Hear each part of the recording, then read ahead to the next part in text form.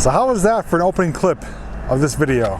Pretty amazing we came here at the right time to catch a locomotive being loaded onto the turntable and spun around.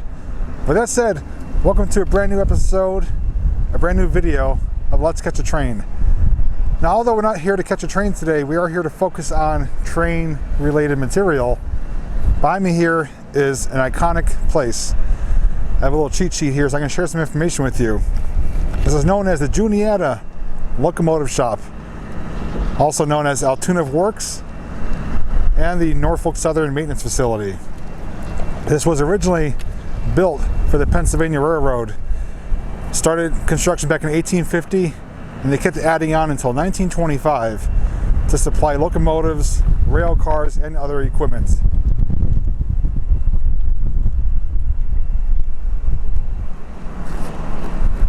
Just take a break already, Jesus. Behind me here we are looking at the turntable area and the sets of tracks and bay doors where they do service the locomotives. Now, the first locomotive was built here in 1866, and over 6,700 steam and diesel locomotives were built between 1866 and 1946. That's a pretty impressive number. By the 1920s, the site consisted of over 120 buildings and sat on over 200 acres, and at its peak operation employed over 15,000 people. It started as the Pennsylvania Railroad. 1970, it turned into Penn Central Railroad. 1976, Conrail took over. And then in the 1990s, Norfolk Southern took over, and they are continuing to operate it today. They actually housed one of the largest roundhouses ever on this site. It's no longer there, has been deconstructed, but as you can see on some of the footage I'm showing you, there are still the remnants there of the giant circle, and the big roundhouse would have encased the whole thing, the turntable. Today, they employ around 1,000 people, and what this is basically a testing and maintenance facility. What they do is they bring their fleet of locomotives here, they do testing on them to make sure they're operating properly, check for any deficiencies, and they do any maintenance or repairs to help make them more fuel efficient, more economic. And they are capable of stripping down locomotive to almost nothing, making repairs, rebuilding it in as short or as little as 6 days. That is pretty incredible. They do have a testing site in there where they can test it under different conditions, with wind, with weather, to see how well the locomotives are going to perform. And that ensures longevity of this equipment. So while we're here, we're going to check out some of the action. As we already saw, they did load one locomotive onto the turntable. I think it was a Wabash unit. And we're going to see what else takes place. I'll give you some different vantage points of it. And also, I did film aerial footage here previously, which I'm going to share with you as well, which you're probably already seeing as we speak. And we can hear some horns in the distance. So just want to share the information with you, and now you guys can enjoy a little bit of the sights that are right here, down here in Altoona, Pennsylvania. So if you'd like to check all this out with me, just come along with me and we'll do it together.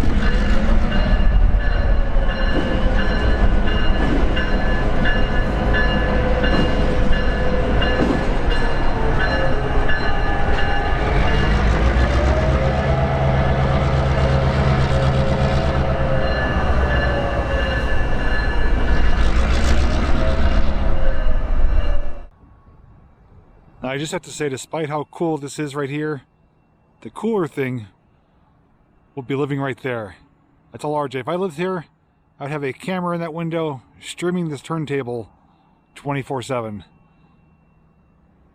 Probably invite some friends over every so often too for a little roundhouse party. I should say a turntable party. That'd be pretty cool though. So guys, tell me really quick, if you had the opportunity, despite how the house looks, if you were able to move here, would you want to live next to a facility like this?